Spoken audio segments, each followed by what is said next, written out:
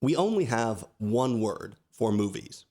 Films, pictures, talkies, we have a lot of words for it, but we only have one concept to capture all of the different things that you can put up on a screen that isn't television. And we could spend a long time talking about how we categorize media and how that system emerged. Sounds interesting, but for now the point is really just that there are so many different things that we call a movie. Batman Begins is a movie, and Playtime is a movie. How can that be? Those things are so different, but they're all movies. And we're just scratching the surface because today we're going to talk about things that stretch the definition of a movie as far as it can go. Now, I've said before that I am not an extremophile. I don't seek out the weirdest or the most obscure stuff. But hey, we've stumbled onto some real humdingers on this channel, and we'll recap some of these and talk about a couple movies I don't have videos about.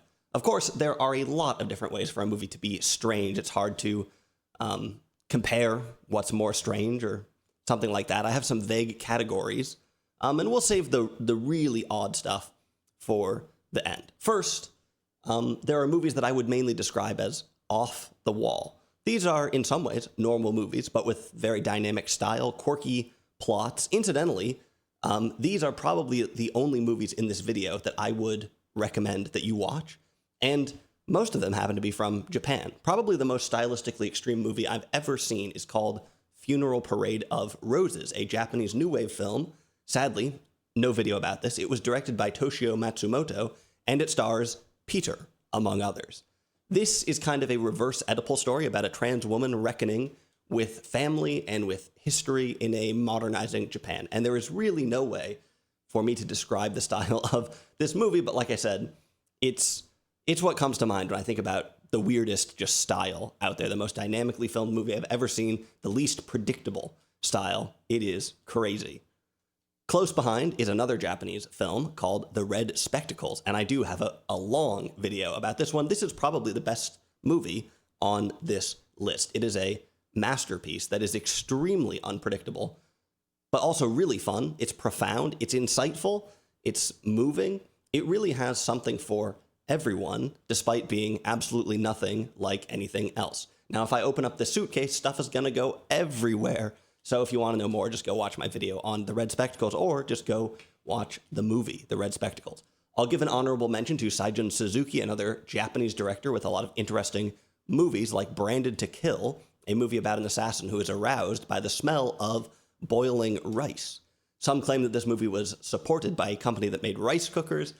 I'm not so sure about this, but that is just the tip of the iceberg when it comes to quirks in the film. Suzuki started out making sort of standard B-movie Yakuza films and slowly lost his mind. I don't know, slowly made more and more interesting and off-the-wall films.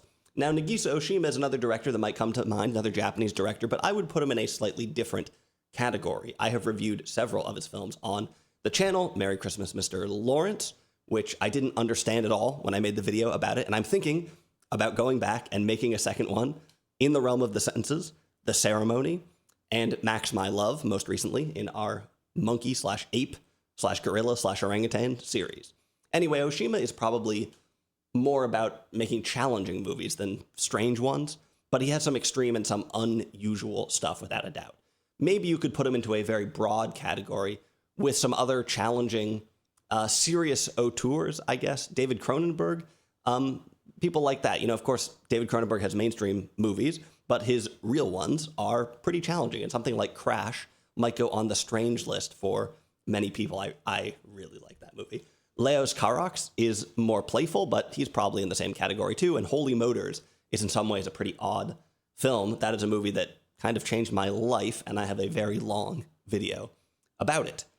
Abbas Kiarostami, he's made many ontologically baffling movies. It's never quite clear if you'll be able to finish watching the movie before the movie destroys itself, takes itself apart. There are lots of surrealist directors, of course, like Buñuel or Alejandro Jodorowsky. We just reviewed Santa Sangre. The jury is still out on how to say his name. Andrei Zulawski, he could also go here. I have videos about 3 of his movies. That Most Important Thing, Love, that's pretty recent. Possession, great movie. And On the Silver Globe, somewhat unwatchable. That last one it's probably the only one that is particularly strange. And its strangeness maybe stems mainly from failings. It's a remarkably ambitious movie that wasn't really finished, that might have quite poorly translated subtitles. My video on this was pretty well viewed, but I don't think I really understood that movie until I saw Possession and got in touch with the fascinating madness, or is it the maddening fascination, that is a through line in Zulawski's work. My Possession video, I think, is maybe worth watching. Anyway, going back a generation or two, you have some OG provocateurs like Jean-Luc Godard. His older movies might not seem that weird today, but check out some of his newer stuff like King Lear, which I have a video about, and you'll see that he pushed the boundaries for his entire career. Maybe too far. King Lear, not a great movie. Anyway, we could list these somewhat extreme auteurs for days and days and days. Let me just sneak in Michelangelo Antonioni's strange deconstructionist movies and Black Moon by Louis Malle, which I don't think I made it to the end of. That's a movie that almost seems to lavish in plotlessness and incoherence. Speaking of which, Terrence Malick's more recent movies, leave a comment down below telling me what you think of The Tree of Life. It's not a test. I'm curious. Anyway, another category is the international oddity. There are a lot of interesting movies from emerging cinemas which mix together regional quirks and lack of resources or amateurism. Something like the Lithuanian film The Devil's Bride comes to mind. That's a pretty vivid musical grounded in national folklore and fairy tale, and prominently featuring one of Lithuania's defining assets, a swamp. The Yugoslav film The Marathon Family, that also comes to mind. There are lots of interesting movies from the Balkans, some really great ones, and some that are just a little less coherent and strange. There are also, of course, plenty of great international gems that I wouldn't call amateurish at all, although they might be too boring for the average viewer these days. Without a doubt, all kinds of movies following a different drummer here, something like The Color of Pomegranates. Any movie that is adapted from a poem, probably going to be interesting. I've raved about Chess of the Wind on the channel before. A long-lost Iranian movie, The Saragossa Manuscript, is another interesting one. That's a movie with stories within stories within stories within stories, like the Matryoshka doll. Wojciech Haas, he directed that, and he had some other strange films as well. And there's also something like The Cremator from Juraj Herz. There's a lot of examples, but let's try and keep moving. There are also many, many films that are, I guess you could say, historical oddities, movies forged in the confluence of different generations and different social movements, perhaps with Hollywood clobbering any potential subtlety. In truth, most Hollywood movies are a strange mix of now and then. They try to be a little bit edgy, but also safe and mainstream, and sometimes things go terribly wrong, such as with Myra Breckenridge, a movie that I really, really like, and I've got a long video about. There are, of course, some micro-genres in here, like exploitation films. Italy made a bunch of these, giallo movies or mondo movies. I've covered plenty of this stuff on the channel. There are also American exploitation films, such as blaxploitation films, and there are some strange movies in here. I've covered a bunch of these on the channel. Generally, they tend to be confounding, especially watching them now. They tell black stories, sort of, and are very stylistically dynamic, but they're also exploitative and totally out of step with today's moral point of view. There are, in truth, I think, different types of blaxploitation films. Some are just cheap and amateur productions, like Black Shampoo or Black Lolita. That's probably the worst 3D movie ever made, Black Lolita. I have a video on it. No clue what happened in that movie. It's incoherent. One of the worst movies I've ever seen, but hey, it is strange. These movies, they share almost nothing with the films they're based on, and they are basic in every sense of the word. There are also blaxploitation films that are like truly incendiary and just way out there, like Sweet Sweetback's Badass Song. That's a strange movie, right? Very off the wall. Coonskin, what an interesting movie. Very off the wall. There are also blaxploitation films that have something profound to say. Well, or there are some that are a little more moralistic, right? Like The Spook Who Sat by the Door, pretty good movie. And there are blaxploitation films that are kind of just normal movies, like Across 125th Street. Anyway, a fascinating genre full of dynamic style, probably the most extreme genre in American cinema, and the most interesting and strange movies to have ever come out of the sort of Hollywood adjacent system. Stuff that you would absolutely not find today. Okay, we've gone about as far as we can go before crossing into the realm of the conceptual film.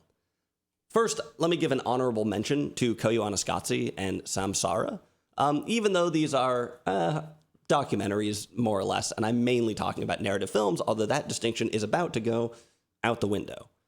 One of the most famous conceptual films, I guess, is La Jetée, directed by Chris Marker. This is more of a slideshow than a movie, but it works. Would it work if it were more than 28 minutes long? Maybe. I've covered two very odd conceptual movies on this channel. Just from the titles alone, you're gonna know these are weird movies. The first is Symbiopsychotaxiplasm, Take One, which I very recently put out a video about. This is sort of a behind-the-scenes documentary / social experiment. It's a little tricky to tell who the joke is on or what is going on, but it is somewhat dynamic and has some cool twists and has a hint of a theme or two. Yes, it is sort of a gimmick, and many of these extreme movies, they run the risk of being gimmicks, and many of them are. The great ones, maybe they're gimmicks, but they also, once you're in it, really do something profound and interesting. They're really dynamic in their own right. Not everything on this list is quite there. I'm not sure if this movie, it's a little bit more than a gimmick, but not much, maybe. It does crystallize some themes that have shown up all over this list, though. For instance, many of these movies are self-referential and deconstructionist, and this one also is. It examines itself, it tears at the edges of film. Go watch my video for the full play-by-play. Now, finally, possibly the strangest movie I've ever seen is the one and only, and I truly mean that, the one and only Wax, or The Discovery of Television Among the Bees. Again, I have a video about this. This movie is a mix of a sort of fake Ken Burns documentary with a New Age metaphysical treatise, with anti-war metaphorical protest, with unfathomable conspiracy. It's a glaringly amateur movie, but impressive in its own way, but impossible to watch. I kind of wish I had a few more conceptual films to throw at you. I thought I might have a couple more, but I think this is it. I feel that many of the movies on this list, I don't know, are they kind of just normal movies that are a bit quirky? Maybe, but on the other hand, these concept films, in some ways, are actually less aggressive and more predictable than some of the earlier stuff on the list. Let me know if you've seen any of these movies, and if not, go watch The Red Spectacles. That's probably my number one recommendation. Well, The Red Spectacles and Holy Motors. You know, to me, I would say those films, in some sense, are stranger than, the ones we mentioned at the end. But like I said, it's not very well defined how you compare the strangeness of one movie to another. Okay, hey, first video in the new apartment. I'm still dialing some things in with the setup. Hopefully it worked okay. I'm also considering switching to more long-form content. I have not decided yet. And there will be some more weekly videos no matter what, because there's a couple more things that I really want to see and share with all of you. And after that, who knows where the road goes.